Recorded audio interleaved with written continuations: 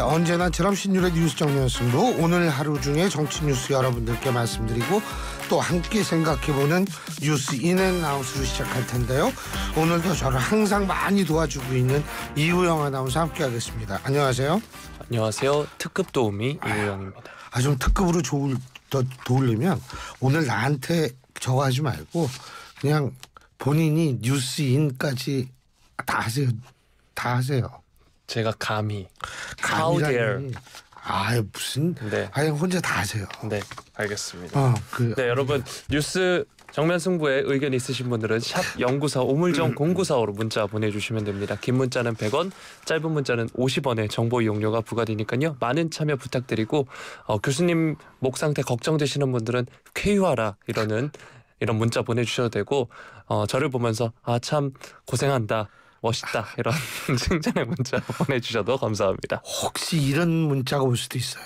목 그러면 내려가라. 안 됩니다. 큰일 납니다. 예. 자, 오늘 어떤 얘기부터 해볼까요? 네, 일단 먼저 우리 동해 석유 가스가 매장돼 있을 수 있다 이런 소식이 전해져서 이 소식부터 한번 다뤄보도록 하겠습니다. 윤석열 대통령이 오늘 안덕근 산업통상자원부 장관이 배석한 가운데 취임 후 첫 국정 브리핑을 열었습니다. 국민 여러분께 이 사실을 보고드리고자 한다 이렇게 이야기하면서 경북 포항 영일만 앞바다에서 막대한 양의 석유, 가스가 매장돼 있을 가능성이 높다는 물리탐사 결과가 나왔다고 밝혔습니다. 우리 정부에 들어와 지난해 2월 동해 가스전 주변에 더 많은 석유 가스전이 존재할 가능성이 높다는 판단하에 세계 최고 수준의 심해 기술 평가 전문 기업에 물리탐사 심층 분석을 맡겼다라고 설명을 했고요. 윤 대통령은 최근 140억에 달하는 석유가 가스가 매장돼 있을 가능성이 매우 높다는 결과가 나왔고 유수 연구기관과 전문가들의 검증도 거쳤다라고 이야기했습니다. 이게 90년대 후반에 발견된 동해 가스전의 300배가 넘는 규모이고 우리나라 전체 천연가스는 최대 29년 또 석유는 최대 4년을 넘게 쓸 수 있는 양이라고 판단된다라고 덧붙였습니다. 심해 광구로는 금세기 최대 석유 개발 사업으로 평가받는 남미 가이아나 광구의 110억 배럴보다도 더 많은 탐사 자원량이다라고 말을 했습니다. 이날 산업통상자원부의 탐사 시추 계획을 윤 대통령이 승인을 했고요. 내년 상반기까지 어느 정도 결과가 나올 것이다라고 하면서 국민 여러분께서는 차분하게 시추 결과를 지켜봐 달라라고 말을 했습니다. 안덕근 장관은 지난주에 확정된 결과를 대통령실과 긴밀하게 소통을 하고 어제 직접 대통령께 탐사 결과를 보고드렸다. 대통령께서 큰 예산이 드는 사업이긴 하지만 충분한 가치가 있다면서 탐사 계획을 승인해 주셨다. 조만간 후속 계획을 준비하겠다 이렇게 말을 했습니다. 향후 구체적 일정은 2027년이나 28년쯤에 공사를 시작해서 2035년 정도에 상업적 개발이 시작될 수 있을 것이라는 게 안 장관의 설명이고요. 안 장관은 이 매장 가치가 현 시점에서 삼성전자 시가총액의 5배 수준이다라고 언급을 했습니다. 지난 주말 기준 삼성전자 시총을 약 440조 원으로 계산했을 때 약 2,200조 원의 가치가 있다. 이렇게 의미를 한다고 할 수가 있고요. 이런 가운데 무려 48년 전이죠. 1975년 박정희 전 대통령이 우리나라의 석유 발견을 발표했던 일이 재조명되기도 했습니다. 당시 76년 1월 15일 기자회견을 열어서 작년 1975년 12월에 영일만 부근에서 우리나라 처음으로 석유가 발견됐다라고 발표를 했습니다. 근데 당시 보도에 따르면 이 영일만 인근에서 시추공 3개를 뚫다가 이 공구에서 시커먼 액체를 발견했고 당시 드럼통 1개 정도의 소량이었다라고 이야기를 했습니다. 이게 이제 청와대에 보고가 된 거고 박정희 전 대통령이 직접 발표를 했던 건데요. 당시 기준을 등을 고려를 했을 때 경제성이 없다는 이유로 당시 시추 작업이 중단된 바 있습니다. 네, 제가 어릴 적부터 그런 내용을 많이 배웠었습니다. 우리나라는 인적 자원이 참 풍부한 나라지만 지하 자원은 풍족한 나라가 아니다라고 배웠었던 기억이 납니다. 나 어린 시절에 제 7광구였거든요 이게. 네. 그거를 배웠다는 줄 알고 나이가 몇 살인데 그걸 배우나. 7광구는 영화로만 알고 있습니다. 그건 괴기 영화죠. 네, 호러 영화. 하지원 씨 네, 주연. 호러 영화. 네, 아무튼 그렇습니다. 예. 이번 발표 어떻게 들으셨나요? 물론 이게 굉장히 중요한 뉴스죠. 근데 이제 일반 국민들, 특히 이제 저처럼 나이가 좀 많은 국민들의 입장에서 볼 때에는 이게 새로운 사실인가? 라는 생각을 하는 분들이 많을 거예요. 왜냐하면 제7광구로 표현이 되는 박정희 전 대통령 시절에 이미 발표를 했는데 사실 저는 지금 돌이켜보면 박정희 전 대통령이 굉장히 합리적인 발표를 했다고 봐요. 이게 우리가 이걸 일단 파봐야 되고 어느 정도 되는지 한번 봐야 된다. 그런 얘기, 그런 식의 얘기라기가 사실 집권자가 쉬운 게 아니거든요. 근데 그렇게 합리적으로 얘기를 했다라는 거는 전 굉장히 그때부터 합리적이다 이런 생각을 했는데, 자 어쨌든 이번에 이제 뭐 그렇게 많은 양의 석유가스, 지금은 기술이 좋으니까 파가지고 이게 어느 정도의 경제성이 있다라는 생각이 들었기 때문에 이런 발표했으리라고 믿어요. 그러니까 이제 앞으로 2035년부터 상업용으로 본격적으로 파겠다고 하니까 그런 측면에서 저희가 한번 좀 차분하게 지켜볼 필요는 있죠. 그리고 또 한 가지는 뭐냐면 지금 사실 대통령 지지율이 워낙 바닥이잖아요.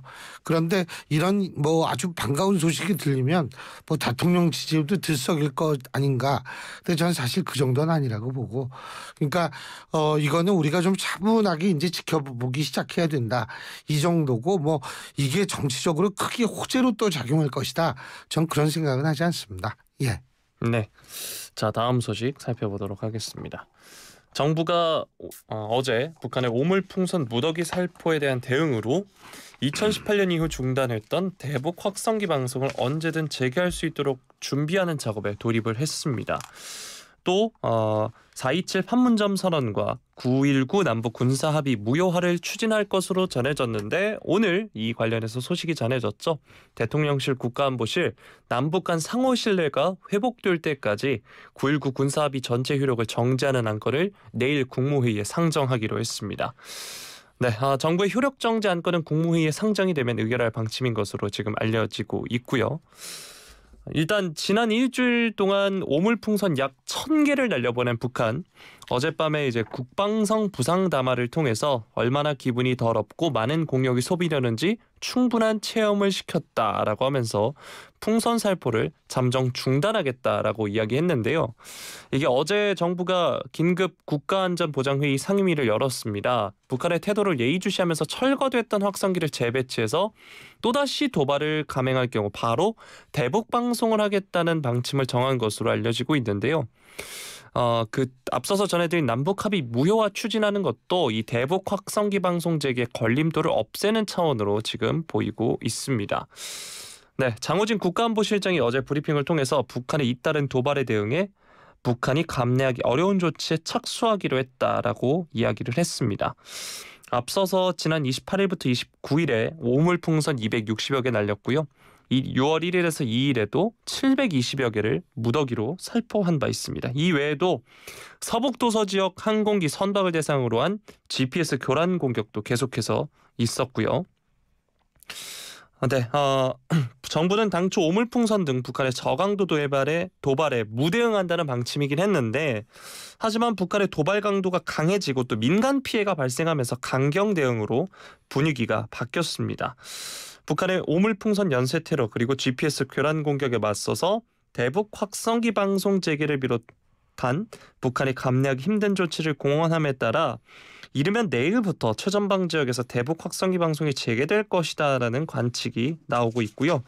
또 기존에 없던 군사훈련 개념을 새로 도입해서 새로운 한미훈련을 진행한 등 대북 압박 수위를 높이는 방안까지 검토 중인 것으로 알려지고 있습니다. 또 일각에서는 정부가 직접 대북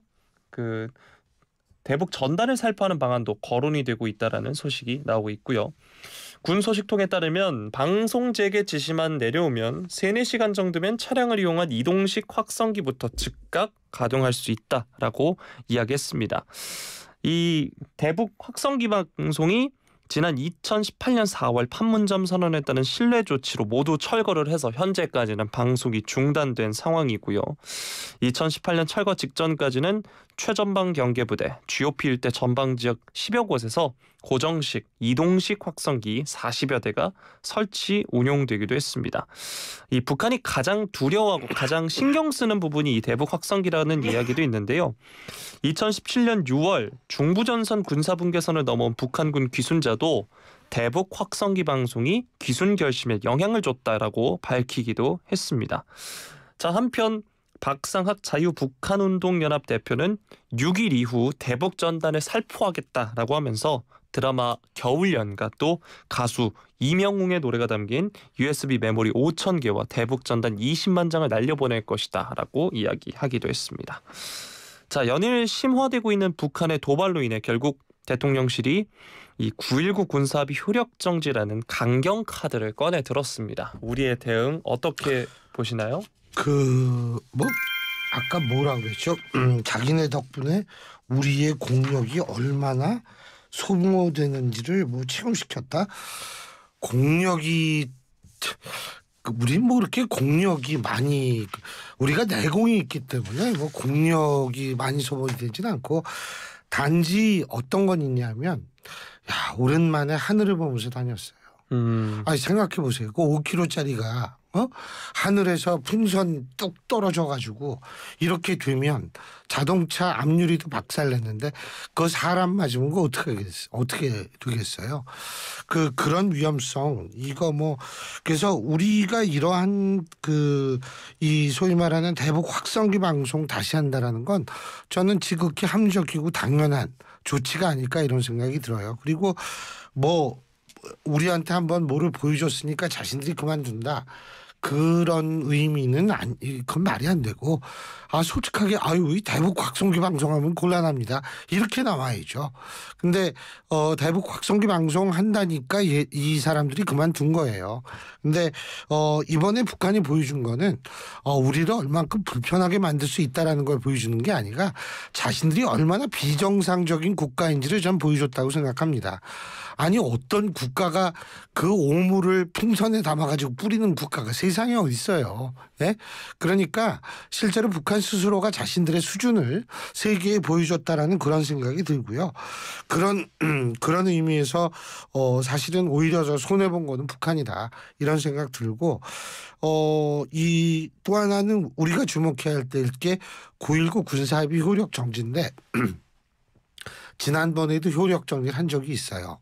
근데 지난번에는 일부의 국한에서 효력 정지를 했는데 지금은 이제 완전히 효력 정지를 했다라는 거죠. 그러면 사실 효력 정지다 이렇게 얘기를 했을 때 이게 파기는 아니거든요. 그러니까 우리가 파기했다라는 사실 북한은 이미 파기 선언을 했어요.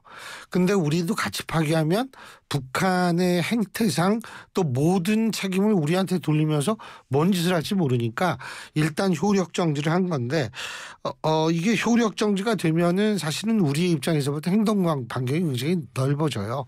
대부분의 이 군사 전문가와 안보 전문가의 얘기는 9.19 군사합의라는 것이 상당히 우리한테 여러 가지로 족쇄 역할을 하고 우리를 불편하게 하고 불리하게 만들었다라는 의견이 많거든요. 그러니까 이걸 합의를 이 효력 정지를 시킨다라는 거는 결국 우리의 행동 반경이 굉장히 넓어진다는 얘기이기 때문에 북한이 이런 부분에서 신경이 쓰이면 쓰이지 우리가 그렇게 이것 때문에 큰 피해를 어떻게 될 것이다라고 생각하지는 않습니다. 예. 네. 사실 이 오물풍선이 인천공항에도 안팎에도 떨어졌다라고 해가지고 세 개. 네. 1일에는 이제 항공기 10여 대 이륙이 54분간 지연이 됐고 또 일요일 오전에도 이착륙이 37분간 통제됐다고 하더라고요. 네, 한 가지만 더 얘기하면 GPS 말이에요. GPS도 교란을 자꾸 하고 있잖아요. 근데 지금 이게 어선들이 제일 문제라고 그러지 않습니까?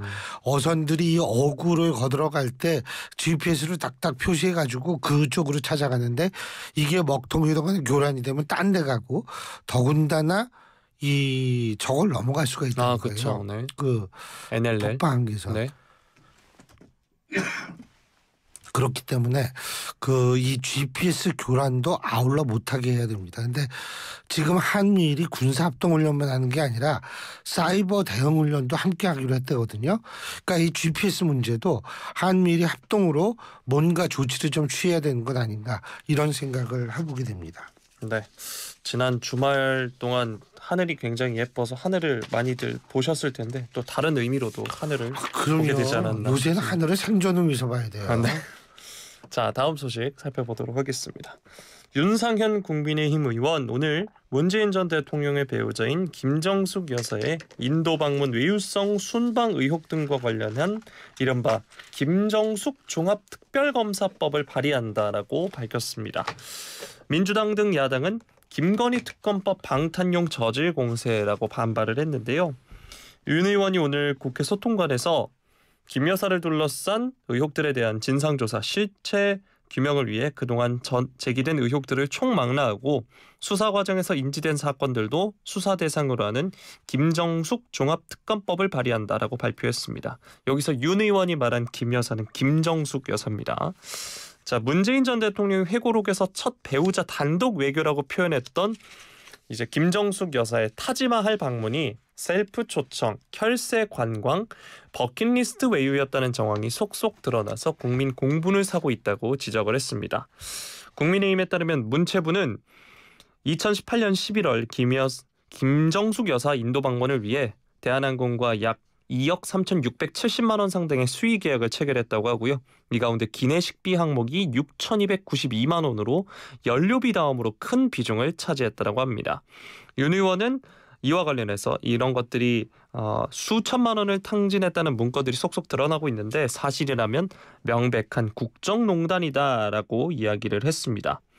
자, 이에 대해 야당은 반발했는데요. 윤건영 민주당 의원 MBC 라디오에서 100% 정쟁용이다라고 하면서 최상병 특검법에 대한 물타기고 김건희 여사 방탄용 특검이다라고 비판을 했습니다. 김 여사의 인도 방문 당시 기내식 비용이 6천만 원을 넘는다는 지적에 대해선 작년 한 해 윤석열 대통령이 순방에 쓴 비용이 578억 원이라면서 윤 대통령과 김건희 여사의 기내식 비용을 공개하고 상호 비교하는 게 맞다라고 이야기했습니다. 경비를 문체부 예비비로 사용한 데 대한 문제 제기에 대해선 문체부 사업이었기 때문에 문체비 예비비로 쓰는 게 맞다라고 말을 했습니다. 이준석 개혁신당 의원도 이 특검법 발의에 비판을 했는데요. 저는 윤석열 정부의 모든 순방 관련 비용 자료를 투명하게 공개하고 반복되는 풍문처럼 순방지에서 기업 회장들과 가졌다는 술자리 등의 비용을 세금으로 냈는지 기업 회장들이 부담했는지 국민들이 알 수 있다면 김정숙 여사의 인도 방문 비용을 조사해보고 잘잘못을 따지는 것도 해볼만하다고 본다라고 적었고요. 전직 대통령 부부야 이제 퇴임했지만 현직 대통령은 ING 그러니까 진행 중이니까 문제가 있으면 바로 잡아야 한다라고 이야기했습니다. 또 이준석 의원은 어제도 원래 특검은 대통령이 법무부 장관과 인사권을 통해 통제할 수 있는 수사기관이 여당에 불리한 수사를 하지 않을 때 야당이 주장하는 것이다 라고 하면서 김정숙 여사에 대한 수사를 여권이 주장하려면 그냥 당 차원에서 혐의를 잡아서 수사기관에 고발하면 된다라고 이야기했습니다. 한편 성일종 국민의힘 사무총장도 이 같은 당의 윤상현 의원의 특검법 추진과 관련해서 사인할 생각이 없다라고 선을 그었는데요. 오늘 김현정의 뉴스쇼에 나와서 모든 것을 특검으로 하자 그러면 대한민국 경찰 사법기관이 왜 있어야 하겠느냐 수사를 하면 될 일이다 강조했습니다. 자, 윤상현 의원의 특검법 발의에 대해서 민주당뿐만 아니라 개혁신당의 이준석 의원 그리고 같은 당의 성일종 사무총장도 선을 긋는 모양새입니다. 이 소식 뉴스인 부탁드리겠습니다. 글쎄요. 이 조선일보 보도를 보면 지금 36명이 탑승을 했는데 6,200만 원을 썼으면 4끼에 1인당 174만 원을 쓰는데 이 업계에 따르면은 1등석의 탑승객이 한 끼에 15만 원 정도의 어치의 그 식사를 제공받는다는 거거든요. 그러니까 이게 상당히 4끼에 1인당 174만 원이 쓴 셈이 맞는다라고 계산한다면 이 174 4로 나누면 뭐 한 끼에 어마어마한 돈이 되죠. 한 끼에 40만 원 넘게 밥을 먹었다는 이 조선일보 보도에 따르면 그렇다는 얘기입니다. 일반적인 상식으로는 쉽게 이해할 수는 없는 부분이고요. 그리고 이 같이 간 분들이 공무원이라면 공무원의 여행 규정이 있을 겁니다. 그 규정이 40만 원씩 먹어도 된다라고 되어 있는지 저도 궁금하니까 그런 것도 좀 따져볼 필요는 있다고 생각하고 일반 국민의 이 눈높이에서는 사실 그렇게 이게 그럴 수도 있지라고 우리가 얘기하기 좀 힘든 구석이 있다는 건 분명하죠. 그런데 제 기억으로는 김정숙 여사의 인도 방문 관련해서 이미 고소 고발이 작년 11월에 들어간 것으로 알고 있거든요. 그러면 검찰이 수사를 할 거예요. 그러면 일단 그 수사를 기다려 봐야지 지금 특검을 하자라고 이렇게 주장을 하는 게 합리적이나, 물론 윤상현 의원이 말하는 특검은 김정숙 여사의 타지마할 방문만 가지고 특검하자는 것은 아니에요. 옷감 문제라든지 여러 가지를 복합적으로 해서 이것도 종합 특검을 하자는 얘기인데, 최소한도 인도 방문 관련해서의 특검은 고소가 들어갔으니까 한번 그 검찰 수사 결과를 기다려 보자라는 논리가 얼마든지 성립할 수 있고, 또 하나 제가 말씀드리고 싶은 건 그 여당이 맨날 얘기하는 게 그거 아니에요. 해병대원 특검이나 김건희 여사. 네. 김건희 여사 특검 이런 거 맨날 얘기할 때 수사를 기다려보자고 맨날 얘기하잖아요. 본인들이 수사를 기다려보자면서 그걸 거부한 논리로 생각하는데, 본인들이 이걸 특검하자고 얘기한다면 이게 사실 좀 이 대응 논리가 없어지는 거 아니겠어요? 이런 측면도 사실은 좀 있고요. 가장 중요한 거는 이 특검만 가지고 여야가 모두 떠들어낸다면 도대체 검찰이 왜 필요합니까? 예? 아예 특검을 부서로 만들죠. 예? 이거는 사실 제도에 대한 신뢰를 이 정치권이 모조리 깎아먹고 있는 거예요. 예? 자기네들이 불리한 거 나오면 재판부가 어떻게 됐다는 둥, 검찰 수사가 문제라는 둥, 조작이라는 둥, 이런 식으로 정치권에서 계속 제도권에 대한 신뢰를 깎아먹는 거, 이게 공당의 마땅한 자세인지 묻지 않을 수가 없어요. 그렇기 때문에 저는 사실은 이 부분도, 물론 다른 문제는 어떤지 모르겠어요. 옷감 문제라든지 이런 문제는 내가 모르겠는데, 그리고 이제 지금 저것도 수사 중일 거예요. 아마 문재인 전 대통령 딸 문제는 지금 수사 들어갔으니까 그것도 윤상현 의원 특검 제안에 들어가 있거든요. 그러니까 조금 좀 기다려보는 게 저도 합리적이라고 생각합니다. 본인들이 이 논리로 내세운 걸 스스로 부정하면 안 되죠. 예. 네. 자, 마지막 소식 살펴보도록 하겠습니다. 음주운전 뺑소니 혐의를 받는 트로트 가수 김호중 서울구치소로 이감이 되어 있습니다. 이런 가운데 김 씨의 극성 팬들이 서울구치소 식단을 공유하면서 추가적인 특식을 요구하고 있어서 논란이 되고 있는데요. 온라인 커뮤니티와 소셜미디어에 보면 김호중 식단이라는 제목의 글이 올라왔습니다. 이게 서울구치소의 6월 수용자 부식물 차림표 사진을 올린 건데, 김 씨가 지난 31일 특정범죄 가중처벌법상 위험운전치상, 도주치상, 도로교통법 위반, 범인도피 교사 혐의로 구속이 되자 김 씨의 극성 팬들이 이 식단을 찾아내서 별도의 특식을 요구하며 논란이 불거진 겁니다. 일단 구치소는 식사를 하루 3번 배식을 하고요. 네, 관련해서 메뉴가 참 잘 나와 있긴 합니다. 이런 메뉴는 굳이 지금 언급해드리지 않고요. 언급하셔야 돼요. 그런가요? 네. 네, 월요일 아침으로 브라운 브레드와 잼, 스프, 채소, 샐러드 두유를 먹었고요. 점심에는 참치 김치국과 마늘종 어묵볶음, 조미김, 석박지를 먹었고, 또 저녁에는 감자 수제비국, 매콤 명 엽채볶음, 양파 장아찌, 배추김치가 배식된다고 합니다. 이외에도 떠먹는 요구르트, 과일 등 다양한 부식이 제공되고 있는데, 해당 사진을 접한 누리꾼들 영양 성분 참 좋다, 군대보다 더 잘 나온다라는 반응을 보이기도 했고요. 자신을 자취하는 직장인이라고 밝힌 모 누리꾼은 오늘 아침에는 참치캔에 즉석밥 돌려먹고 출근을 했는데 참 좋겠다라고 이렇게 댓글을 쓰기도 했습니다. 네, 이런 가운데 또 극성 팬들이 다소 김호중을 과하게 옹호하는 발언을 쏟아내서 또 논란이 되기도 했는데요. 김 씨의 팬으로 추정되는 한 팬은 가수 이명웅의 콘서트 영상에 동기인 호중이는 지금 구속되는데 영웅이 너는 어떻게 즐거울 수 있느냐라고 하면서 양심이 있으면 이번 공연으로 번 돈 중 일부를 김호중 구속에서 풀려나는 데 쓰고 위약금도 보태줘야 한다라고 주장을 하는 댓글을 달아서 문매를 맞기도 했습니다. 네, 사실 음주운전만 하지 않았더라도 혹은 사고 후에 곧바로 처리만 했었어도 이렇게까지 흘러가진 않았을 소식인데요. 이젠 식단까지 보고가 되고 있는 상황입니다. 간단히 저는 여기서 두 가지 말씀드리고 싶어요. 첫 번째는 뭐냐면 구치소에 수감 중인 수용자들은 범법자로 확정이 안 된 사람들입니다.